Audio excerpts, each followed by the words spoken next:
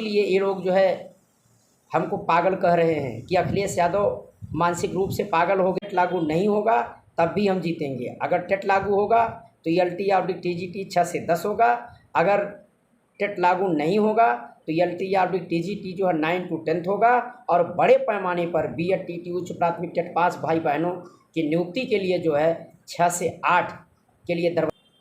और जिस तस्लीम के जजमेंट को लेकर के लोग अपने चैनलों पर जो ऑनलाइन कोचिंग प्लेटफॉर्म के लुटेरे हैं, जो बच्चों को हम जैसे लोगों को लूटने का काम कर रहे हैं। दोस्तों, target with PS Parihar channel में आपका स्वागत है। जैसा कि आपको पता है कि इस चैनल के माध्यम से आप लोगों को विद्यार्थी जीवन से संबंधित सभी अपडेट्स दिए जाते हैं, चाहे विभिन्न भर्तियों की नियमावली हो, शासनादेश हो या हाईकोर्ट के अपडेट्स हो। उसी क्रम में आज के इस वीडियो में हम बात करेंगे एलटी ग्रेड में टीईटी प्रकरण की। वीडियो में अखिलेश यादव को ट्रोल करने से पहले मैं इतना कहूंगा केवल कि इस वीडियो को आप लोग लास्ट तक देखिएगा और अखिलेश यादव जो बात कर रहे हैं उनका तर्कों के साथ में उत्तर दीजिए। इस वीडियो में अखिलेश यादव ने 2017 का जो कोर्ट ऑर्डर वायरल हो रहा है उसके बारे में भी जवाब दिया है। तस्लीम वाला प्रकरण जो है एलटी वाला जो खारिज हुआ था उसके बारे में इन्होंने बताया है।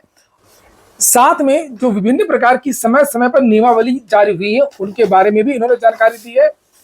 और ये भी बताया है कि 2017 वाला जो केस है वो किस लिए खारिज हुआ था। साथ में ये भी बता रहे हैं कि एलटी ग्रेड टेट में इनकी मुख्य मांग क्या है और किस तरीके से अगर जीते तो भी इनकी जीत होगी, अगर केस हारे तो भी इन्हीं की जीत होगी। तो कुछ भी निर्णय हो, कुछ भी कमेंट करना हो, आप लोग कमेंट कर सकते हैं, लेकिन बस इतना कहूंगा कि तर्कों को सुनिए, वीडियो को लास्ट तक देखिए, उसके बाद में निर्णय लीजिए। अखिलेश यादव की मैं एक बात और बता दूं कि मुख्य मांग है इनकी जूनियर में भर्ती को लेकर के, 6 to 8 को लेकर के, जिसको लेकर के ये लगभग 40 से 50 ज्ञापन दे चुके हैं और इसको लेकर के मैंने लगभग 20 से 30 वीडियो भी बनाए हैं। उसी क्रम में एक ये पत्र है 14 सितंबर 2024 का, जिसे आप लोग यहाँ पर देख सकते हैं। ये इन्होंने यहाँ पर दिया था अपर शिक्षा निदेशक को, ये देखिए माध्यमिक को, बेसिक को और शिक्षा सेवा चयन आयोग को। जूनियर भर्ती को लेकर के इन्होंने भूख हड़ताल भी की थी 2018 में और आमरण अनशन किया था। चलिए अब आप लोग सुनिए अखिलेश यादव। साथियों नमस्कार, मैं अखिलेश यादव आप सभी भाई बहनों का तहे दिल से स्वागत, अभिनंदन और वंदन है। आप सभी से मेरा विनम्र निवेदन है कि आप हमारे इस पूरे मैटर को समझने का प्रयास करिए। मैं फिर कह रहा हूँ कि अखिलेश यादव कोई भर्ती फंसा नहीं रहा है। कुछ चैनल के द्वारा जो है गलत तरीके से जो है इस पूरे मैटर को परिभाषित किया जा रहा है, जो कि उचित नहीं है। हालांकि एक कहावत है, जो जैसा सोचता है, जैसा विचार करता है, जिसकी जैसी समझ होती है वह उसी तरह जो है अपनी बात को रखता है। लेकिन कुछ पूंजीवादी मानसिकता के लोग हैं जिनका उद्देश्य सिर्फ केवल जो है लाभ कमाना होता है और जैसे ही भर्तियां आती हैं वो बैच बेचना प्रारंभ कर देते हैं। मैं उन्हीं लोगों से मेरी अपील है कि आप लोग हमारे इस पूरे मैटर को समझने का प्रयास करिए।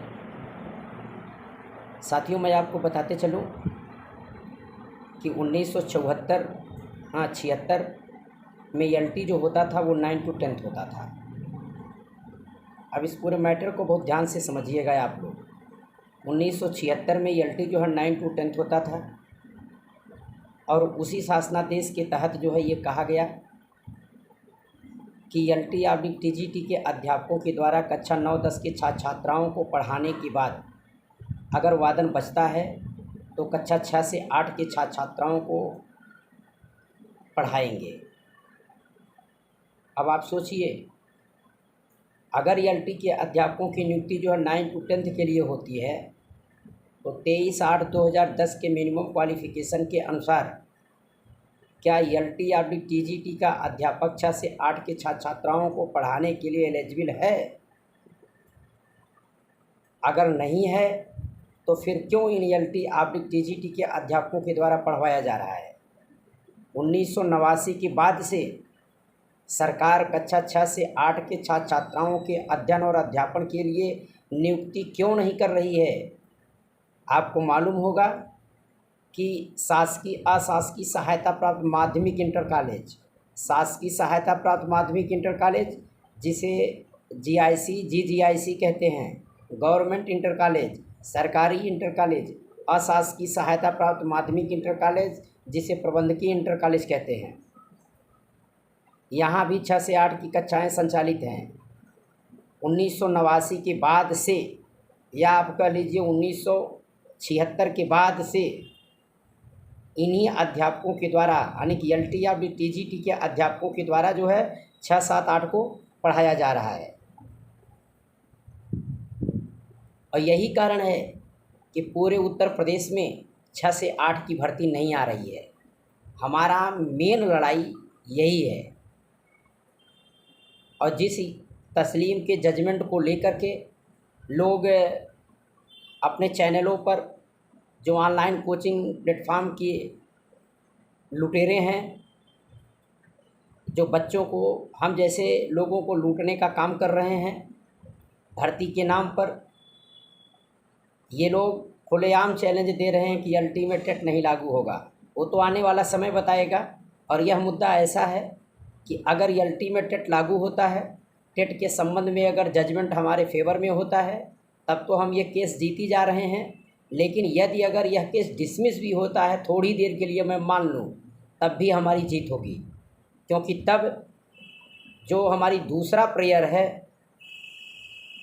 कि अगर ये LT 9 to 10 है तो 6 से 8 के छात्र छात्राओं को पढ़ाने के लिए नियुक्तियां की जाएं। कुल मिलाकर के अगर देहात में एक कहावत है कि चित भी मेरी पट भी मेरी, अगर मैं हारूंगा तब भी जीतूंगा और जीतूंगा तो जीती होगी ही। अगर टेट लागू होगा तब भी हम जीतेंगे, अगर टेट लागू नहीं होगा तब भी हम जीतेंगे। अगर टेट लागू होगा तो LT या TGT 6 से 10 होगा, अगर लागू नहीं होगा तो LT या TGT जो है 9 to 10 होगा।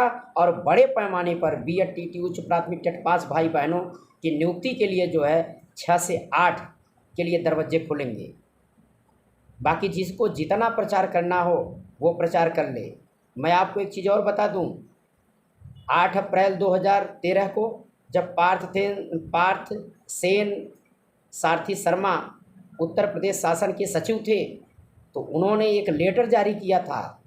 अशासकीय सहायता प्राप्त माध्यमिक विद्यालय से संबद्ध प्राथमिक कक्षाओं में 23/8/2010 के अनुसार मिनिमम अर्हता निर्धारित किए जाने के संबंध में।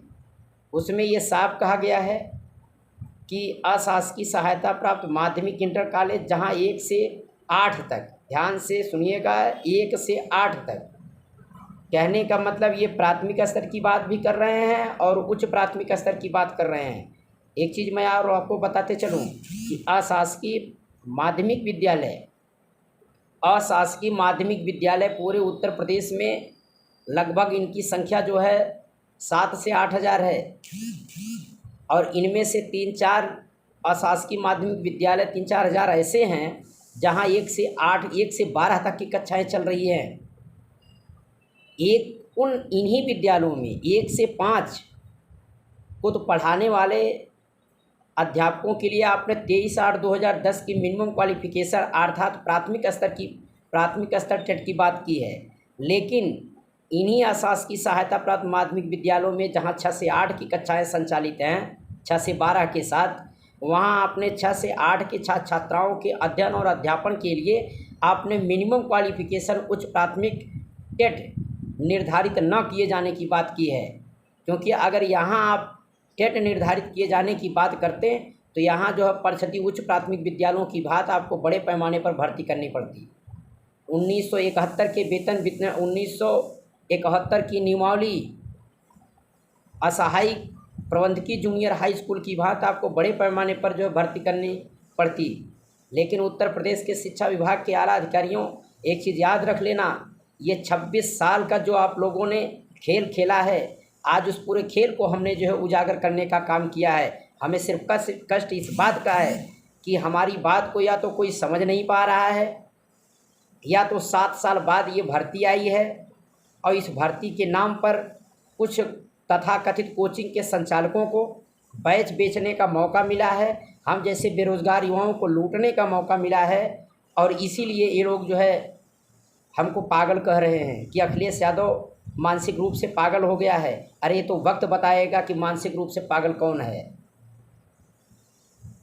आप लोग याद करिएगा कि 23/8/2010 के बाद से उत्तर प्रदेश सरकार जो है हर बार परिषद उच्च प्राथमिक टेट जो है करा रही है, और उसके नाम पर हमसे जो है हर बार जो है 1-2 हज़ार रुपये ले रही है। ये किस लिए ले रही है? अगर उस अंक पत्र का कोई मतलब नहीं है तो उच्च प्राथमिक टेट अर्थात टेट पेपर 2 को बंद कर देना चाहिए। न तो आप प्रमोशन में ले रहे हैं, न तो आप सीधी भर्ती में ले रहे हैं। इसका मतलब क्या है? आपको लगता है कि सारा पैसा बेरोजगारों के पास है? ये काली कमाई अखिलेश यादव चलने नहीं देगा, और जिसको जितना हमारे ऊपर टीका टिप्पणी करना हो कर ले। अखिलेश यादव अगर कदम बढ़ा दिया है अपने कुछ बहनों के सहयोग से, अपने कुछ भाइयों के सहयोग से, जो हमारी 15 सदस्यीय टीम है, 15 सदस्यीय टीम जिस दिन हम टेट लागू कराएंगे या 6 to 8 के लिए नई भर्ती का जजमेंट कराएंगे, उसी दिन वो 15 भाई बहनों का हम नाम जो है पूरे चैनल पे चलवाने का काम करेंगे। इन्हीं शब्दों के साथ आप सभी भाई बहनों का तहे दिल से स्वागत, अभिनंदन और वंदन है। आपसे मेरी अपील है कि आप हमारे मुद्दे को समझने का प्रयास करिए। अखिलेश यादव भर्ती नहीं बजा रहा है। धन्यवाद।